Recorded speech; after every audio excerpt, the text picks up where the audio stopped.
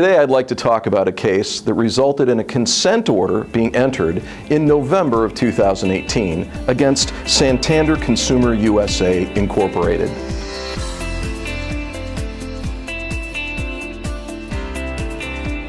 Santander was a F&I product provider and administrator. And this case arose in the Consumer Financial Protection Bureau, which accused Santander of fraud in how it marketed its GAP. Here's where it becomes interesting. Santander may not have been selling its GAP product directly to consumers. Santander has agents, agents have dealers, dealers have F&I managers.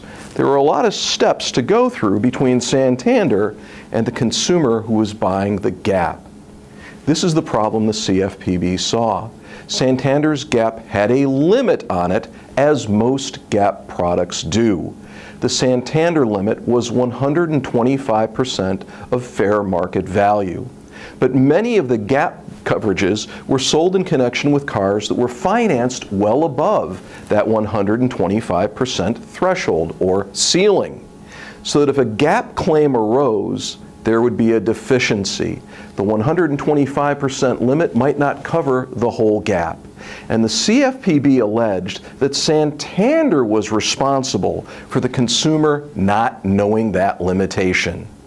Boy, if you're a provider or administrator or an agent, that should give you a little bit of pause. What's a provider administrator to do? What's an agent to do? What is a dealer to do? You've got to have something in place where you can prove that the actual F&I manager in the box knew what all of the limitations and exclusions were for every product that's being sold in the F&I department.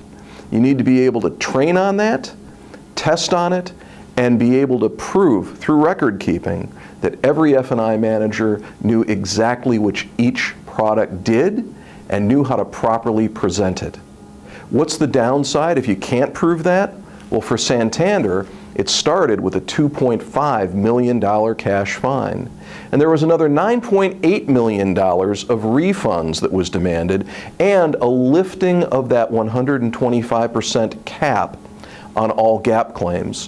What that's going to wind up costing Santander with the 44,000 outstanding GAP policies is hard to estimate.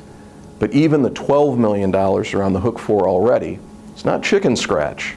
So if you want to protect your dealership, protect your agency, protect your company as a provider, install repeatable, verifiable, tested product knowledge training. It's good for sales, but it's good for protection too.